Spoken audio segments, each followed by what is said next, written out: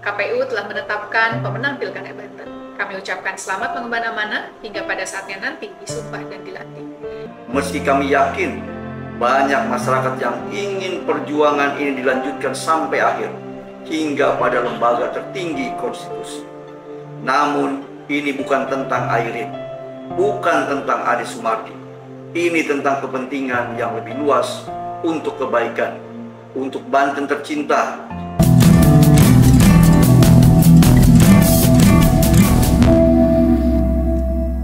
Halo, Assalamualaikum saudara-saudara. Ada sesuatu yang menarik perhatian dari Pilkada Banten ketika pasangan Airin dan Ade Sumardi akhirnya memutuskan untuk legowo menerima hasil Pilkada Banten. Pilkada Banten menjadi sorotan karena hasil resmi ternyata jauh berbeda dengan survei elektabilitas sebelum Pilkada.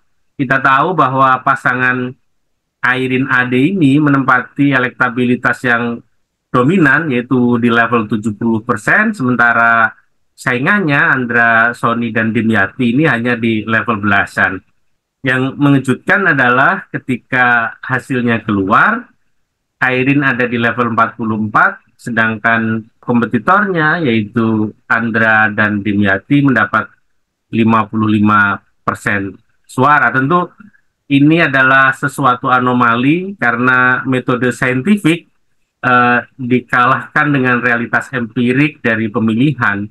Ada apa di balik itu? Itu menjadi perdebatan yang beberapa hari ini diperdebatkan banyak kalangan dari mulai akademisi hingga politisi. Tetapi yang kemudian menarik adalah ketika orang berharap Airin dan Ade Sumardi melakukan semacam gugatan di MK sehingga kemudian terbuka bukti-bukti yang bisa membuka tabir di balik apa yang terjadi di Banten, justru Airin dan Ade tidak melakukan itu dan memilih untuk legowo menerima hasil Pilkada Banten. Dengan demikian publik menjadi tidak tahu apa yang sebenarnya terjadi dan apa yang terjadi hanya di level meraba-raba saja.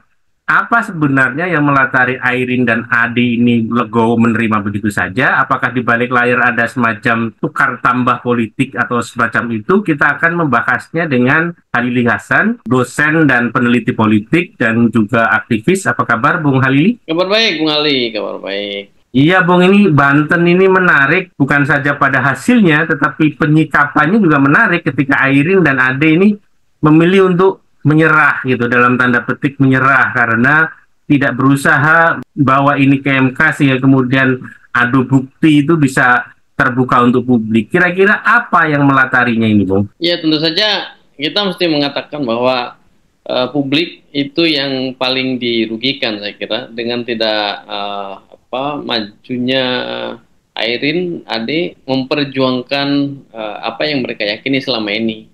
Karena timnya itu kan, ya, terutama PDI Perjuangan itu sudah mengatakan ada mobilisasi kecurangan besar-besaran, yang itu pasti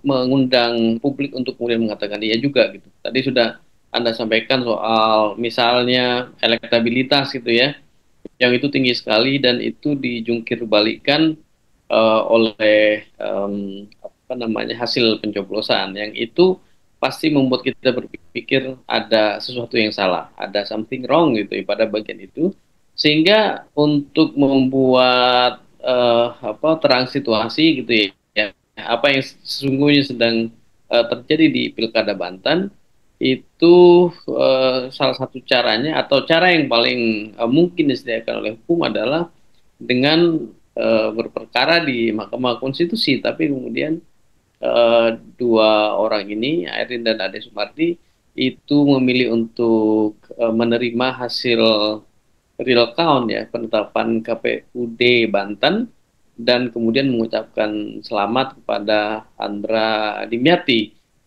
Pada bagian itu saya ingin mengatakan bahwa publik sebenarnya ya salah satu yang paling dirugikan. Kalau tadi pertanyaan Bung Ali adalah ada apa di balik itu, saya kira sulit untuk mengatakan bahwa mereka polos-polos saja ketika kemudian menerima hasil Pilkada Banten.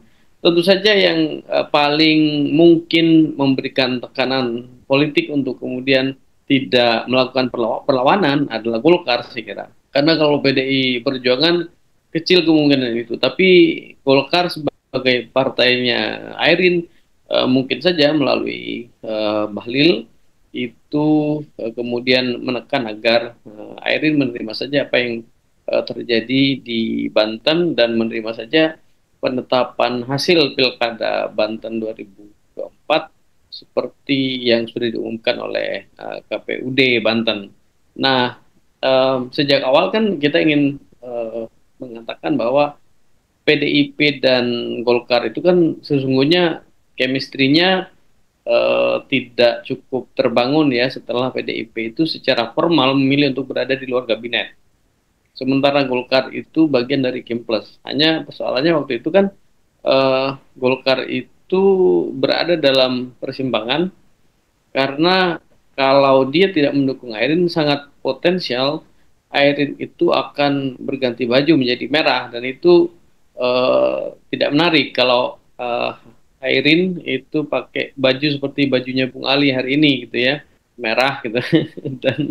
dan saya kira pada bagian itu sebenarnya yang paling dihitung oleh Golkar adalah masa depan pemilu ya, masa depan suara mereka di Banten dan itu pada akhirnya menumbalkan rasionalitas politik yang mungkin masih bisa diperjuangkan oleh terutama PDI Perjuangan dengan pasangan ini melalui Mahkamah Konstitusi. Tapi tampaknya chemistry antara Golkar dengan PDIP memang tidak cukup terbangun. Berbeda dengan misalnya Golkar dengan Gerindra yang secara formal barangkali mereka berbeda pilihan di Pilkada Banten, tetapi sebenarnya perbincangan pertemuan antara Bahlil dan Dasko kan sebelum Pilkada kan sudah beberapa kali terjadi dan itu sebenarnya sangat mungkin diisi dengan negosiasi politik tentang apa yang kurang lebih akan terjadi didesain untuk terjadi pada Pilkada Banten dan Airin sebagai pion politik di Pilkada Banten itu bisa dengan gampang dikorbankan yang itu terbaca dengan cepatnya dia kemudian menerima hasil Pilkada Banten tanpa ada upaya untuk menggugatnya di misalnya Mahkamah Konstitusi. Begitu Bung Ali. Kalau ceritanya seperti itu, dengan kata lain sebenarnya bisa dibilang Airin lebih memilih untuk loyal kepada Golkar ketimbang all out seperti yang disuarakan oleh PDIP, begitu ya Bung? Airin pasti karena Golkar itu pada akhirnya memilih untuk tidak melepasnya. Kan dulu sempat dia ada kecenderungan untuk dilepas ya ketika dia berpasangan dengan Ade Sumardi kan, dan ketika dia berkunjung ke DPP PDIP untuk mendapatkan surat B1 KWK atau surat rekomendasi ya dari PDI Perjuangan, itu tentu saja membuat gelisah para kader Golkar di Banten dan itu yang kemudian membuat Bahlil kemudian mengatur strategi agar dia tidak kehilangan pemilih di Banten, tetapi juga dia tidak kehilangan muka dengan berubahnya jas partai Airin dari kuning menjadi merah gitu ya. Tapi di balik layar kan pada akhirnya Bahlil itu lebih mudah untuk bernegosiasi, berbicara, berbincang, mendesain dengan Dasko dibandingkan Bahlil dengan Hasto misalnya. Koalisi Pilkada memang secara formal itu seperti Golkar dengan PDIP, tetapi secara substantif sebenarnya tidak. Dan Airin pada akhirnya tunduk pada apa yang menjadi pilihan partainya dan kemudian memilih untuk menerima dengan cepat hasil Pilkada Banten 2024. Tentu kita harus menunggu apa yang akan didapatkan Airin setelah mengibarkan bendera putih ini ya. Karena bisa jadi Airin kemudian diakomodir untuk mendapatkan peran-peran penting di pemerintahan Prabowo misalnya. Atau kita juga perlu menunggu apa yang bisa didapatkan oleh Golkar dari situasi ini, karena bukan tidak mungkin Golkar akan mendapatkan insentif politik yang lebih dalam konteks jabatan-jabatan strategis. Kira-kira apa, Bung, yang bisa ditawarkan oleh pemerintahan Prabowo kepada Golkar maupun kepada Airin? Hari ini saya kira Golkar itu termasuk salah satu yang paling tinggi ya, dapat porsi gitu ya. Kalau kita berhitung misalnya jabatan-jabatan yang apa bisa dilihat sebagai jabatan publik yang cukup prestisius, menteri, wakil menteri, itu paling tidak ada 7 orang sudah kan, menteri dan wakil menteri, dan kemudian ada gubernur yang tanpa pilkada, yaitu Gubernur Lemhanas gitu kan.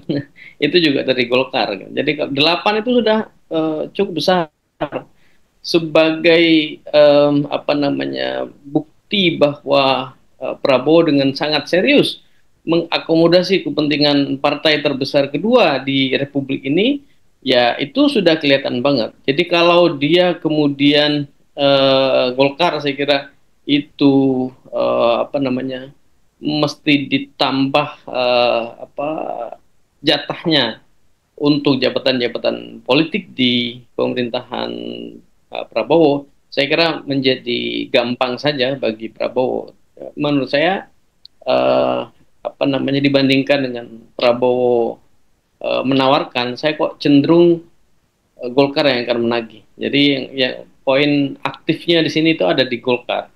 Karena Airin sudah legowo dan kemudian tidak melakukan semacam apa proses politik lanjutan yang itu potensial menguras sumber daya tambahan di Partai Golkar, maka ada insentif politik yang harus didapat Golkar dari pemerintahan Prabowo karena mereka sudah mengalah dari koalisinya Gerindra yang terdiri dari 10 partai ya di Pilkada Banten, dan Golkar saya kira berada pada bagian yang lebih aktif untuk menagih insentif itu. Kalau Prabowo saya kira ya tergantung pada keinginan Partai Golkar. Dia sebagai pemimpin eksekutif punya eksekutif toolkits ya. Dia punya sejumlah peralatan di eksekutif yang mungkin diberikan kepada Golkar kalau Golkar menghendaki itu sebagai bagian dari kompensasi politik dari mengalahnya Airin dengan menghentikan proses lanjutan dari kekalahan dia pada Pilkada Banten, yang kekalahan itu tidak masuk akal karena bukti saintifik melalui studi-studi sebelum Pilkada, melalui survei elektabilitas itu menempatkan Airin sebagai pemenang pada Pilkada Banten. Begitu Bung Ali.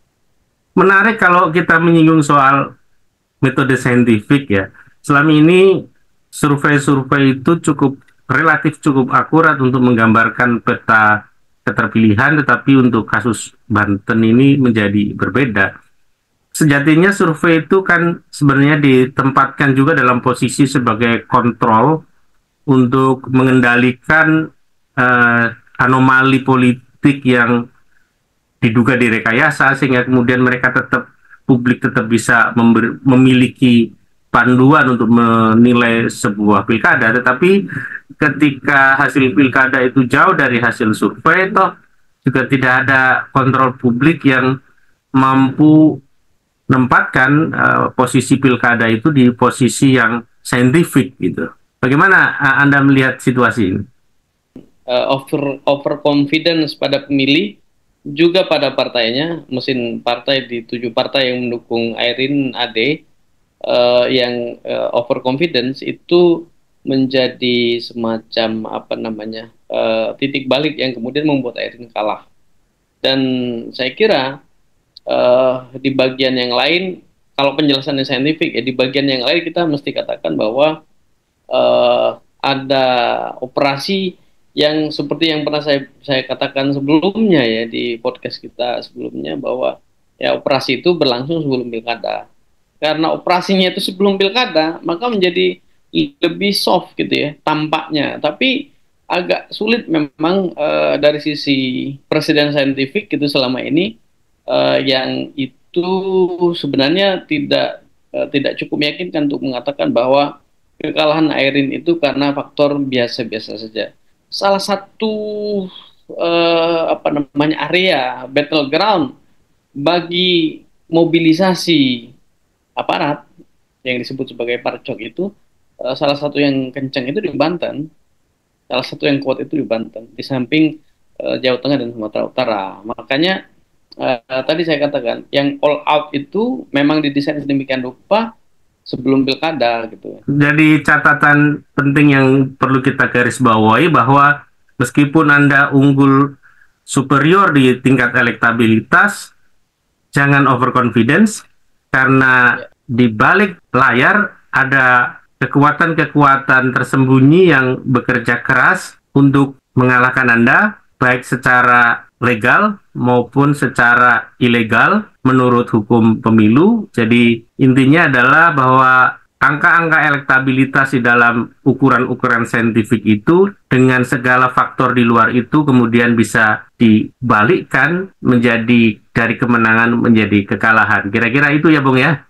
Salah satu yang lain, Bung Ali ya, mungkin penting untuk kita highlight ini bagian ini gitu, bahwa sebenarnya desain kecurangan, mobilisasi sumber daya negara oleh kekuatan politik established di Republik ini itu lebih gampang dilakukan sebelum pemilu instead of setelah pencoblosan.